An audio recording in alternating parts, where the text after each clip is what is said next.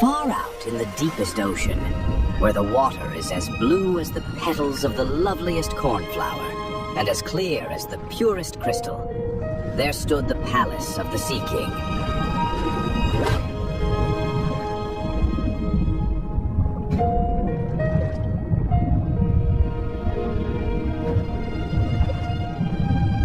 The Sea King was a widower, but his aged mother managed the household with care. She was a wise woman, proud of her noble birth, and she tended the upbringing of the king's 6 daughters. Each mermaid princess was born 1 year apart, the youngest being the most beautiful of all. Her skin was as clear and delicate as a rose petal, her eyes as blue as the deepest sea. Yet unlike her sisters, she had no finery of pearls and jewels. Instead, she wore only a wreath of fresh white lilies, for each petal seemed to reflect the gentle beauty of her soul. But it was not her beauty that set her apart. She was quiet and thoughtful, often sitting for hours in her garden of red flowers, listening to the world above. More than anything, she longed to rise to the surface and see the lands where humans lived. You poor child. We live far better lives than those above. Humans are fleeting, fragile creatures. They must die, while we may live for 300 years. True, we turn to foam at the end, but what is that to mortals who wither so soon? But they have souls that live forever. I would give all my years just to gaze on the wonders of mankind and win an immortal soul. When a mermaid reached the age of 15, she was allowed to swim to the surface and see the world above. The eldest sister went first. When she returned, her eyes glowed with tales of moonlight on the sea, of ships with proud masts, and of music drifting over the waters. Each year, another sister rose, and each brought back her stories. Fields of flowers, flocks of birds, icebergs glittering like diamonds. The Little Mermaid listened with all her heart, though each tale deepened her longing. At last, her own 15th year arrived. On the evening of her birthday, she rose at twilight to the surface of the sea. The air was still and soft, the sky glowing with stars. Before her lay a grand ship with lanterns strung like constellations across its rigging. Music played, and laughter drifted across the water. Curious, she swam closer and peered through the cabin window. There, in the midst of celebration, stood a young prince. He was handsome, and the sailors treated him with reverence, for it was his birthday. The Little Mermaid gazed at him in wonder. He seemed to her the most radiant being she had ever seen. She remained, half hidden among the waves, listening to the music, until the night grew late and the stars wheeled overhead. Then a storm arose. The sea grew black, the winds howled, and lightning split the sky. We are going to sink! Help! Help me! We're going down! The ship shuddered, its mast snapped, and waves crashed upon its deck. With one great surge, the ship was torn apart. The Little Mermaid dived into the chaos, searching desperately for the prince. At last, she found him sinking, unconscious, beneath the waves. Wrapping her arms around him, she held his head above water and let the waves drift them freely.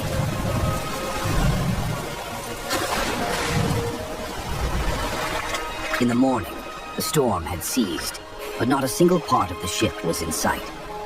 The prince looked very handsome in the morning light, and as she looked at his peaceful face, a longing stirred in her heart.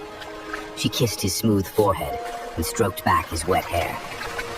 Looking out in the distance, she saw land, so she swam with all her strength until she brought him to the shore of a quiet temple.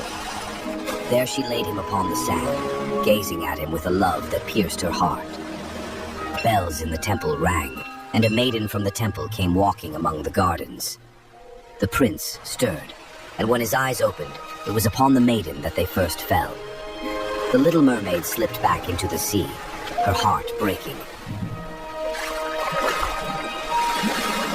From that day, she thought of nothing but the prince and the immortal soul she might gain through his love. She no longer played among the coral gardens of her father's palace, nor joined in the songs of her sisters. Her thoughts clung to the human world above. She would swim to the place where she had borne the unconscious prince to shore, gazing longingly toward the land, wondering where he lived, and if he remembered the face that had watched over him through the storm. At length she could bear it no longer, and told one of her sisters all that weighed on her heart.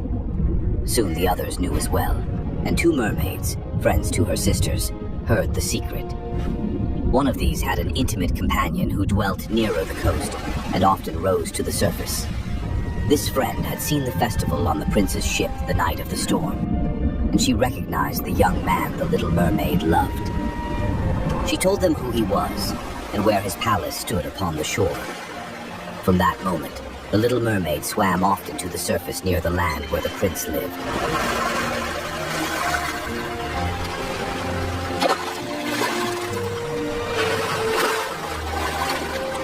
She would linger among the rocks and gaze at the castle, watching the prince walk in the gardens or ride out upon his horse. Though she never dared approach him, her heart was filled with a bittersweet joy each time she caught a glimpse of him. At last, unable to keep her questions any longer, she went to her grandmother. Do humans truly live forever, even after their bodies die? Yes, we merfolk live longer than they, but when we die, we are nothing but foam upon the waves. Humans, however, have a soul that rises to the stars and lasts for all eternity. I would give all my 300 years for but one day as a human, if it meant gaining a soul. Humans never speak of such folly. Now get ready, child. Tonight we shall hold a court ball. It was to be one of those splendid sights the human world could never imagine. The great hall of the palace was prepared in dazzling beauty. Across the center of the hall flowed a broad, clear stream of seawater, wide enough for dancers to glide in pairs. Here, the mermen and mermaids twined and spun, their hair streaming behind them. The Little Mermaid was soon called forward to sing. She lifted her voice, and at once the music of the others fell away, for none could compare with the clarity and sweetness of her tones. It was a song of longing, though none but she knew its true meaning. The entire court applauded, clapping hands and swishing tails in admiration. And for a brief moment, her heart felt light. She knew with certainty that her voice was lovelier than any in the sea, or even on the earth above. Yet even in her triumph, her thoughts drifted away from the crystal hall. As the laughter and dancing filled the palace, she slipped quietly away. Alone in her little garden, she sank down among her sea flowers. Then, from above, a faint sound pierced the depths. A bugle horn ringing clear over the sea. Her heart leapt. He is sailing there, she thought. I will venture everything for him. For his love, and for the immortal soul that only his love can give me. Tonight, while my sisters dance in the palace, I will go to the Sea Witch, whom I have always feared. She alone has the power to help me. With that, she rose from her garden, her decision fixed as firmly as stone. While music and joy resounded through the crystal halls behind her, the Little Mermaid swam away into the darkness, toward the dreadful whirlpools where the Sea Witch made her dwelling. So she swam to the farthest part of the sea, where the water grew black and twisted plants writhed like serpents. There, in a cave by glowing bones, dwelt the Sea Witch.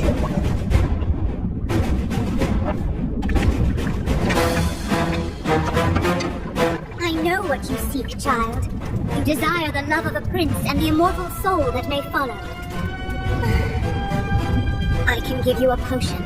Drink it, and your tail will split into 2 human legs. You will walk as men do, though every step will feel as if knives were piercing your feet.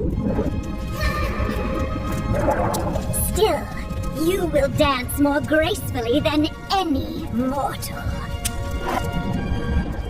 But beware. Once you take a human form, you can never return to the sea. If the prince marries another, your heart will break, and you will dissolve into foam at dawn. And your voice, child, your most precious gift, you must give to me. But without my voice, how shall I tell him I love him?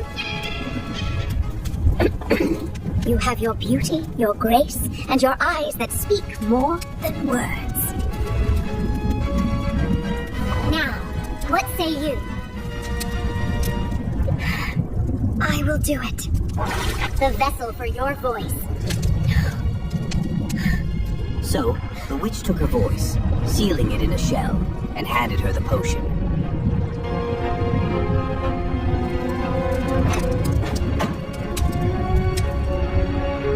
The Little Mermaid swam to the shore and drank.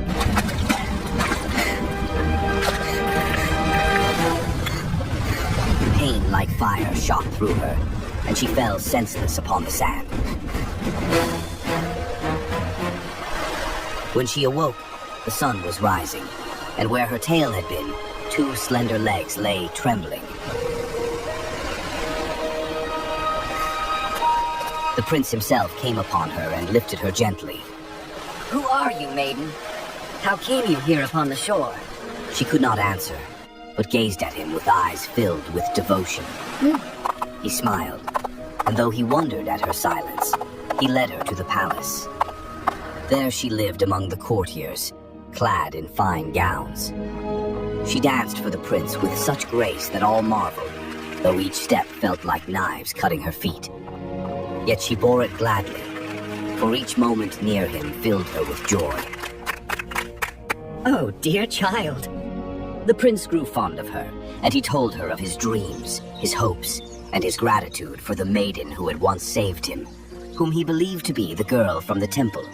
The Little Mermaid's heart ached with longing, but she smiled and listened in silence. One day, the prince was commanded by his parents to journey and meet the princess of a neighboring kingdom. I will obey, but my heart is free. I could never love another as I love the maiden from the temple. When they reached the other kingdom, the princess came forth, and to the Little Mermaid's despair, it was indeed the maiden from the temple. The prince, overjoyed, believed his destiny fulfilled. The mermaid smiled bravely, though her heart broke within her. My dearest, you will be glad for me, will you not? For she is the one who saved me, and I must honor heaven's gift.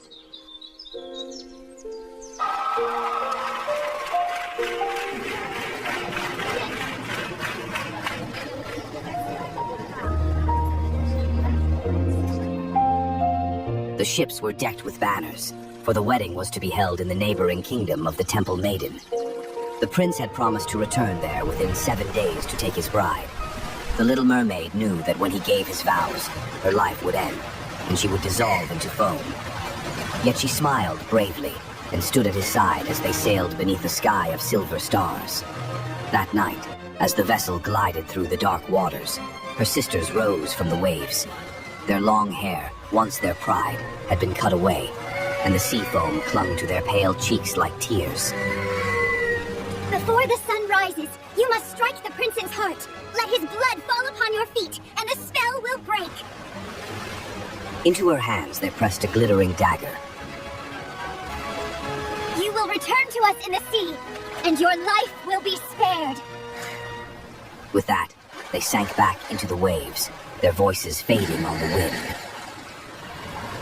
The Little Mermaid stood alone upon the deck, gazing at the dagger in the moonlight.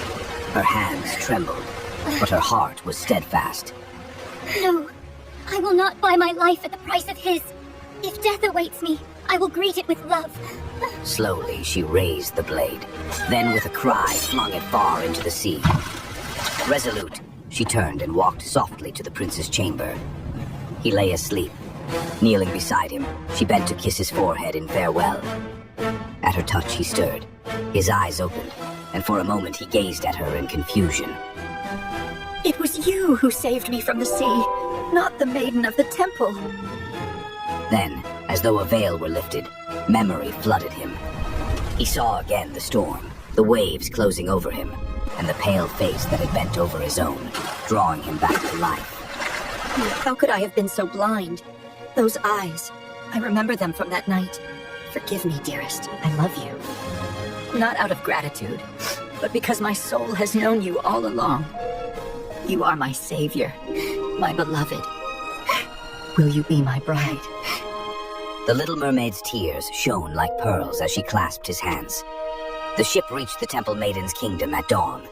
With honesty, the prince went before her and told her all that had passed. The dreams that had haunted him, the memory that had returned, and the truth of the one who had saved him. She is the one heaven destined for you. It was her love that brought you back from death. Go to her. I release you freely. And so the ships turned and sailed homeward, bearing the prince and his true bride. When they reached the prince's kingdom, bells pealed from every tower, and the city was dressed in garlands and banners. The people rejoiced, for their beloved prince had found his heart's desire. The Little Mermaid walked at his side, clothed in white, her steps no longer pained but light as air. With each vow she spoke, warmth blossomed in her chest, and she felt the immortal soul she had longed for awaken within her.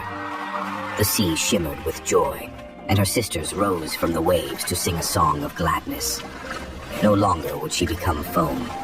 She had won what she desired most, love, and a soul that would last forever. And so, the Little Mermaid and her prince lived in joy and harmony, their love as boundless as the sea, and their souls bound together for all eternity.